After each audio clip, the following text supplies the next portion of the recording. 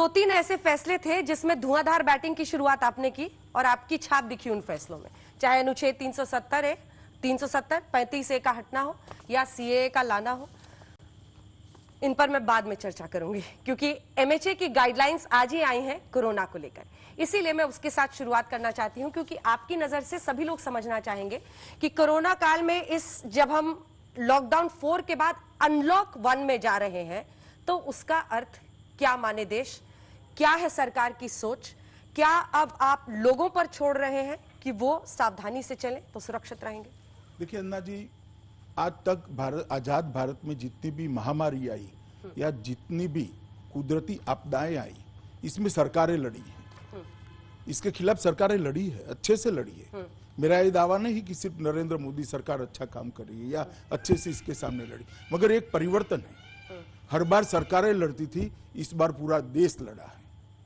सबसे पहले जनता कर्फ्यू, उसके बाद दिया जलाकर कोरोना के ग्रसित लोग हैं इनके लिए ईश्वर से प्रार्थना करना, उसके बाद थाली बजाकर कोरोना, घंटी बजाकर कोरोना के जो वॉरियर्स हैं इनके समर्थन में खड़ा होना।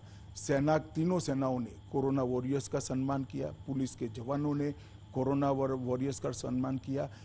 एक राष्ट्र एक जन एक मन, इस सूत्र को चरितार्थ मैंने पहली बार इतने सालों में होते हुए देखा है। किसी भी प्रकार की आपदा हो, पूरा राष्ट्र जब एकजुट होकर इसके खिलाफ लड़ता है तो नतीजे अच्छे ही आते हैं। और मोदी जी ने पूरे राष्ट्र को एक साथ जोड़कर कोरोना की लड़ाई लड़ी है। इसका परिणाम देखिए, भारत में प्रति 10 लाख की आबादी 12.6 लोग आज तक कोरोना से संक्रमित हुए हैं। वैश्विक औसत 77.6% है, जिसको विकसित देश कहते हैं। ऐसे देशों में जैसे अमेरिका तो 542 है, जर्मनी 217 है, ब्राजील 195 है। हम इनसे बहुत नीचे रहे। तो ये आंकड़े ही बताते हैं कि हम ये लड़ाई को बहुत अच्छे से लड़े हैं। जहां तक मृत्यु का दर है, भारत में 2.8% है और विश्व का 6.19% है। मृत्यु के दर में भी हम बहुत पीछे हैं। और मृत्यु प्रति 1 लाख देखें तो भारत में 0.3 है और बाकी देशों में वैश्विक औसत 4.7 है। अमेरिका की 31.6 है, जर्मनी की 10.6 है और ब्राजील की 12.1 है। अब ये आंकड़े बताते हैं कि लड़ाई हम अच्छे से लड़े हैं। और मैं फिर से एक बार रिपीट करना चाहूंगा कि भारत की जनता अगर मोदी जी को अपील को साथ न देती, भारत की जनता मोदी जी की लड़ाई के साथ खड़ी न होती तो ये लड़ाई इतने अच्छे से हम नहीं लड़ सकते। सारी राज्य सरकारें, सारे अलग अलग दलों के करोड़ों कार्यकर्ता, भारतीय जनता पार्टी के करोड़ों कार्यकर्ता और कुल मिलाकर 130 करोड़ लोगों ने ये लड़ाई को आगे ले जाना तय किया। इसी का परिणाम है कि आज हम इतनी अच्छी स्थिति में खड़े हैं।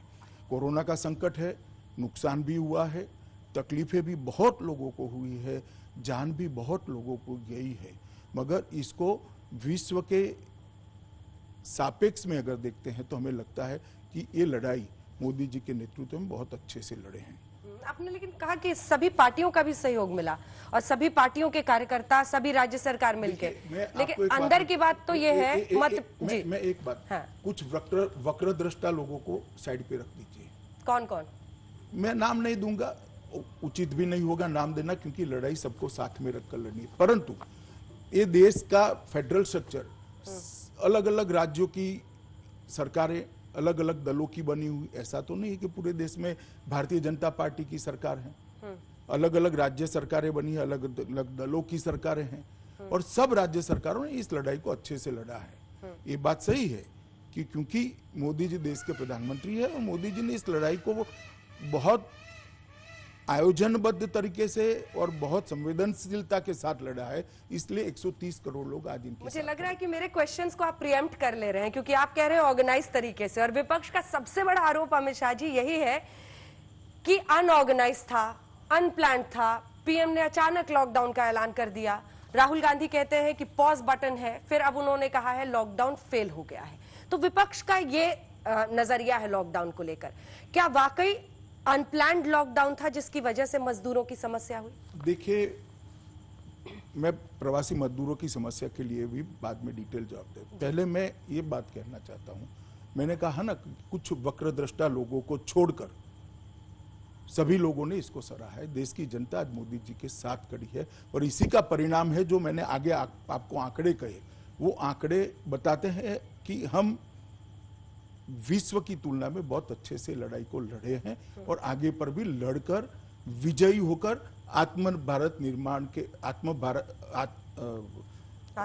आत्मनिर्भर भारत के निर्माण के अंदर हम जरूर सफल